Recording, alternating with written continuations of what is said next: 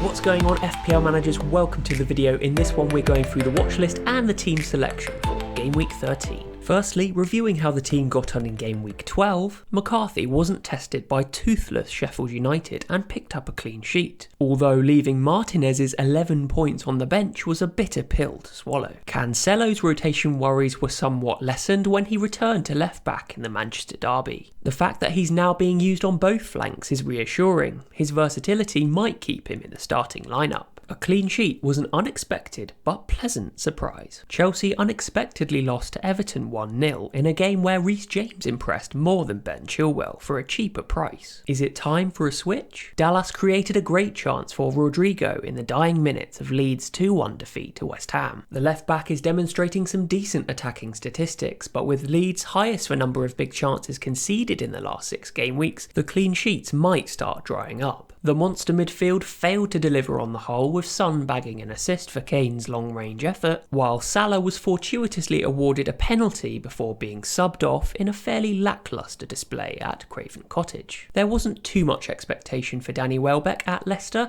but I'm happy owning for his next 2 fixtures against Fulham and Sheffield United. Shea Adams saved the game week with 8 points in an excellent all-round display for Saints. Even though he got his goal, it was his creative display that stood out. 4 chances created, 2 of them big chances, was the most out of anyone on the pitch. So 50 points after the hit gave the team a red arrow down from 275k to just inside the top 400k. Those big hitters in midfield will have to start pulling their weight. In order for us to squeeze in as many premiums into our sides, we're going to have to consider a few cheap enablers. So I've added a few of these intriguing lesser known options to the watch list. 5.3 million Ivan Cavallero is playing out of position as a forward for Fulham, but classed as a midfielder in FPL. He was playing furthest forward against Liverpool on Sunday and was afforded a staggering 3 big chances in the match. He will have to work on his conversion, however, with his only attacking return this season coming from a penalty against Leicester. The fact that he's on penalties is a major plus.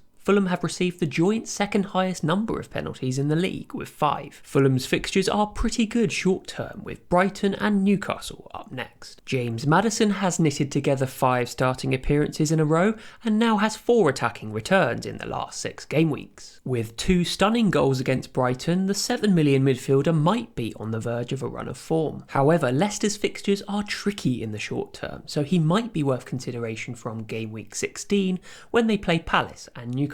Jared Bowen's confidence is sky high at the moment. Only Kevin De Bruyne has more goal attempts in the last 4 game weeks, while only Fernandes, Mateus Pereira and Mahrez have created more chances.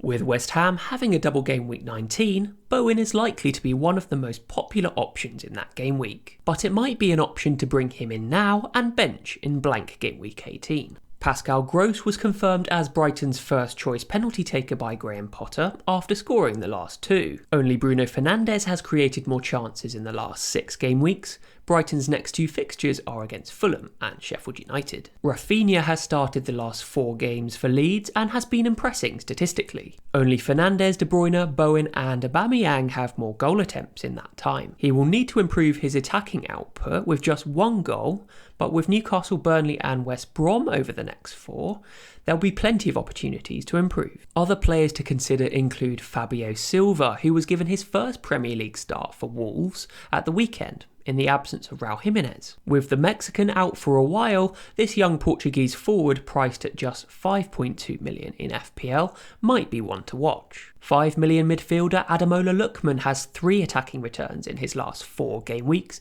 including an assist against Liverpool. He's playing almost alongside Cavallero in Fulham's new setup and seems to be the more creative of the 2. Crystal Palace midfielder Eze has started the last 5 and has a goal and 3 assists to his name. He seems to be more of a creator with 12 attempted assists in the last 6 game weeks, 2 of them big chances. Arsenal's Bukayo Saka hasn't any attacking returns in the last 6 game weeks, but his stats are still impressive. 10 shots, 3 of them big chances with 7 chances created is enough to sit up and take note if Arsenal start improving. Here's how the team lines up for game week 13. A midweek round could signal rotation for most Premier League sides. The players I'm most worried about are the City boys, Cancelo and De Bruyne. The former only missing the trip to Burnley since game week 5, and the latter playing every single minute over the last 6 game weeks. With my feeble bench, it might be time to replace injured Masuaku. John Stones is an interesting option. At just 4.8 million, he started the last 3 for City, keeping Laporte out of the side. On the other hand, holding a transfer could be fruitful this game week, with the blank and double game week fixtures